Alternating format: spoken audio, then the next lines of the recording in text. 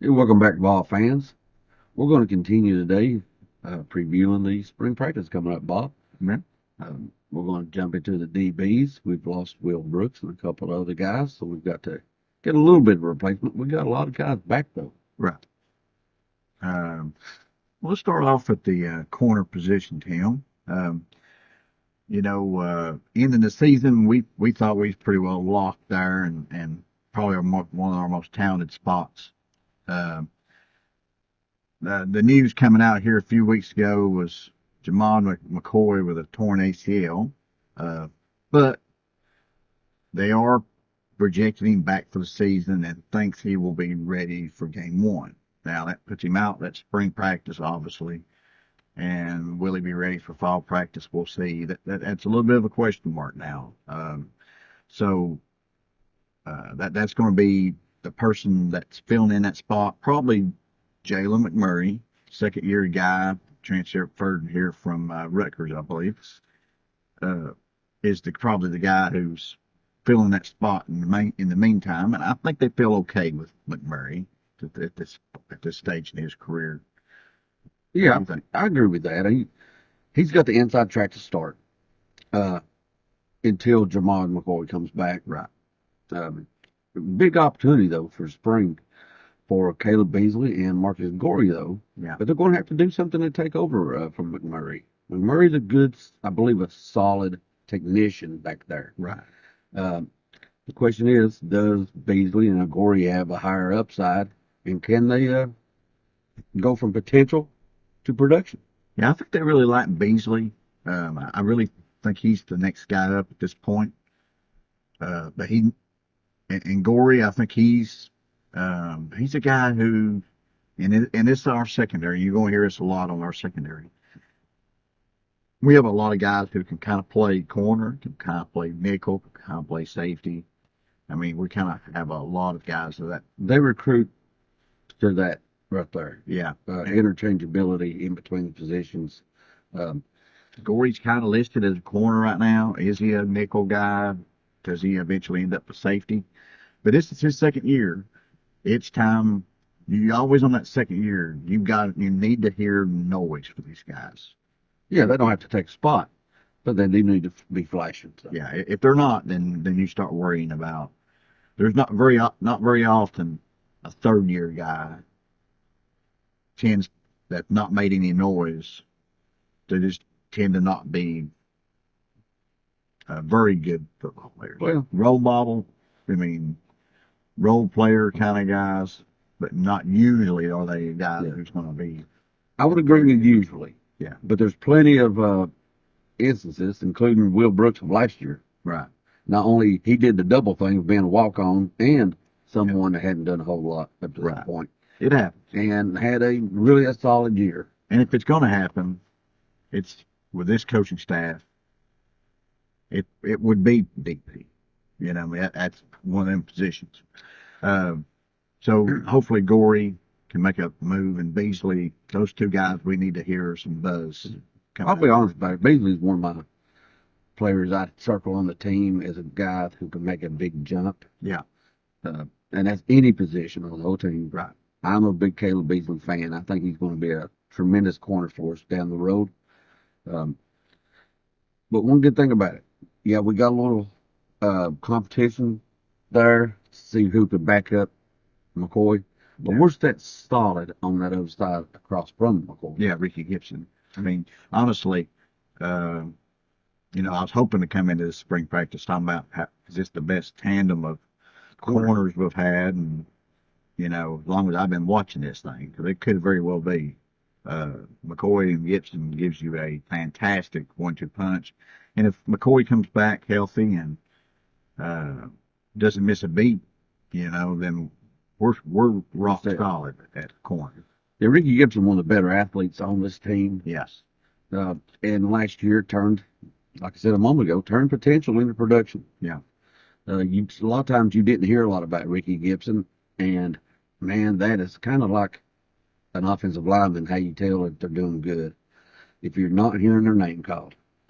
Uh, Looking at the freshmen that's coming in, and none of these guys were highly sought after guys.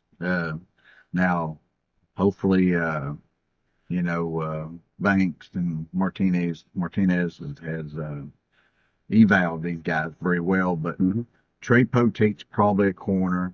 I think Dylan Lewis is a corner, and Tyler Redmond, I believe, is a corner.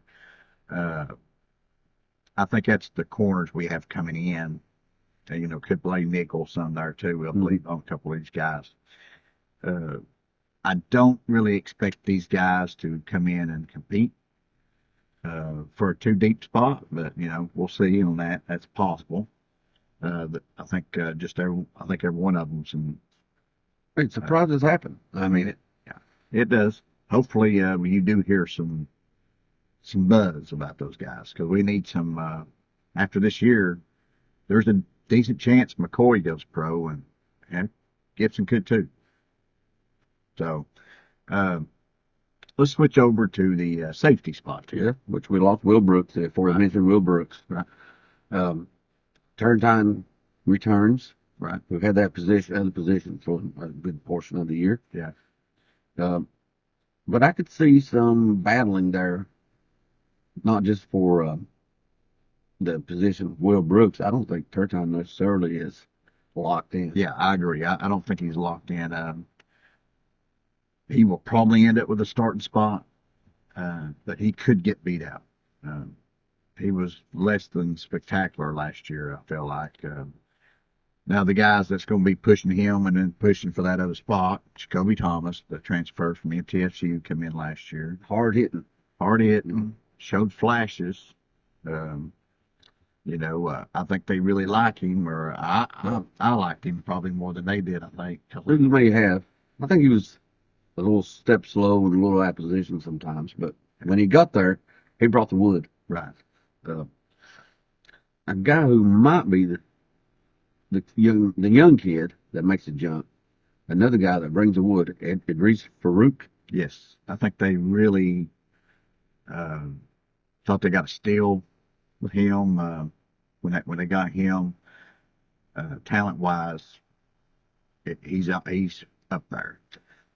I love his speed, Mm-hmm. and I love his tenacity. Yeah.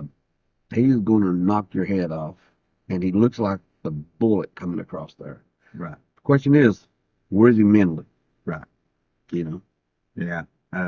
That'll be key for him. That is a big spring for him because I'd love to see him take a spot there because I do think the talent's there. I always tend to lead, as a fan. I'm always, I can understand why coaches feel their way. They don't want a guy, especially at safety, that makes mistakes. Yeah. Safety, making a mistake is giving the other team 6 points. Right. Exactly. But I mean, as a fan, I'm always looking at the guy that's the most talented, and Farouk, I think, is Probably that guy. Yeah, he's probably the most talented at safety. And if he ain't the most talented safety, it's the next guy, John Slaughter, which has been down there. We talk about this 3 years now. So it is, It's time for him if he's going to make a move. This is his shot. Yes, I expect either he will make a move or transfer. Because he's I could see one of those happen. Yeah. I don't know if he's been in the quote doghouse or it's just simply the fact that maybe he's just not putting enough effort into learning what Banks wants for him to be on the field. Yeah. I don't know. I do know athletically he matches up with most anybody on the team. Right. Athletically, Slaughter and Farouk is your two most talented guys, and I'd love to see one of those two guys as a starter at least. But we'll see. That's a tall task. Yeah. Now, a veteran that will back him up, I don't think he'll necessarily have a shot at getting a starting spot. But he is the veteran back there. He's played a lot of different positions. Been there a long time. And that's Christian Charles. Right. He's had some issues staying healthy from time to time. Right. And may be selling them a little short. Could be. But yeah, he's a guy I think the coach has the coach's trust. Yeah, I think he, like you were saying for the video, I think he is a guy who is got a high floor. Yeah, low maybe ceiling. a lower ceiling. Right. I mean, you kind of know what you're kind of getting with him, but just not a guy who you probably won't start, obviously. Well, maybe. We've not seen, sometimes when you get banged up a few times, as fans, we tend to overlook you. And maybe Yeah, we're overlooking hope Christian so. Charles. I mean, hope so. Now, freshmen coming in behind those two guys that are most likely going to start out at safety looking to be Sidney Walton, long-time commitment, Yeah. and Tim Merritt, a flip from Miami right before signing day. Uh, really probably the safety that the staff had targeted earlier than anyone else. I mean, they've been on Tim Merritt for a long, long, long time. Yeah. Um, we'll see if their evals were right there because um, there was a lot of more higher rated safeties that we seem to turn away from for whatever reason. Right. I personally think it's probably NIL related. I do. I don't think we put a lot of NIL money toward the safety spot, and I think a lot of guys who had interest in us no longer had interest in us once they saw the numbers we put out to them. And this is 100% conjecture. Yes. Uh, but the staff did like Tim Merritt a whole lot. They did. They never went away from him after he committed to Miami. They stayed hard after him, and it paid off. Mm-hmm. Leaves us to the nickelback position, Bob, and someone who is a name on this podcast has been for a long, long, long time, and now a name among Tennessee faithful. Yeah, Boo Carter, very talented guy, obviously, and we will see where he ends his career at Tennessee. But I think he's a guy who flirted with transferring.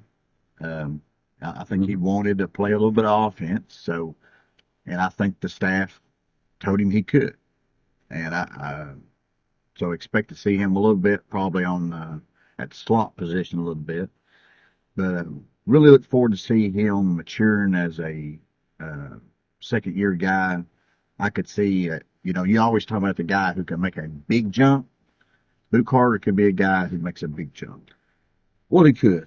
I will say by splitting time, I think it does slow down his Development.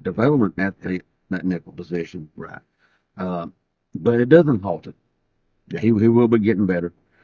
But this actually gives Jordan Thomas, the presumed starter going in last year before he got hurt, a lot of snaps at that spot. That's one good thing about it. If you're having to pull Boo off the field to keep him a little fresh, you can put Jordan Thomas there, who this staff is fine with having out as a starter. Yeah, Thomas is a guy I'll be interested to see what they do with him. I think he probably stays at that position. But talent-wise, he's one of your top 5 DBs. Problem is, I feel like with him, he's kind of like Keelan Peely. He's going to get hurt at some point in the season. And he's been Mr. Glass so far. Yeah, I mean, he's just not going to make it through the season. So, do you depend on a guy like that? And if you think, maybe they might move him to safety because he would be one of our top 2 safeties. But would he? I mean, are you giving him rep time at that spot that you wouldn't somebody else, and knowing that he's going to get hurt, and it's going to lessen the development of another safety prospect? It's tough having guys like that because you just don't know when they're going to go down. But, well, a healthy Jordan Thomas is a big plus for this secondary. Yeah, because he can grab snaps. Not necessarily being a starter at either position, but he could be your top guy coming off the bench at both positions and wind up getting as many snaps as almost anyone in that safety and nickel room. Right. So that's probably it where we're at on the DBs at this point, Right. with the exception of, would you be shocked to see a post-spring transfer at this position? No, I wouldn't. I think most likely from the buzz we've heard was at the corner position. Wouldn't be shocked for a safety either, though. I think that is definitely one to watch as far as transfer coming in and making some noise. Well, I'd agree with you, Bob, on that.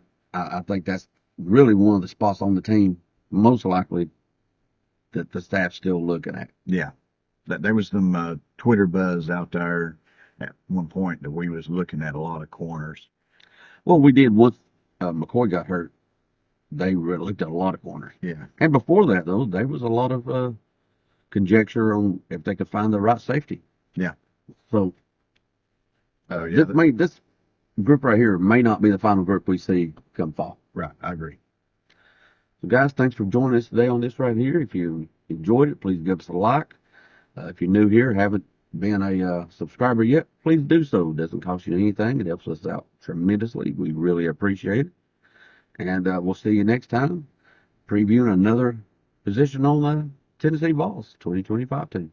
That's right. Go Vols. Go Big Orange.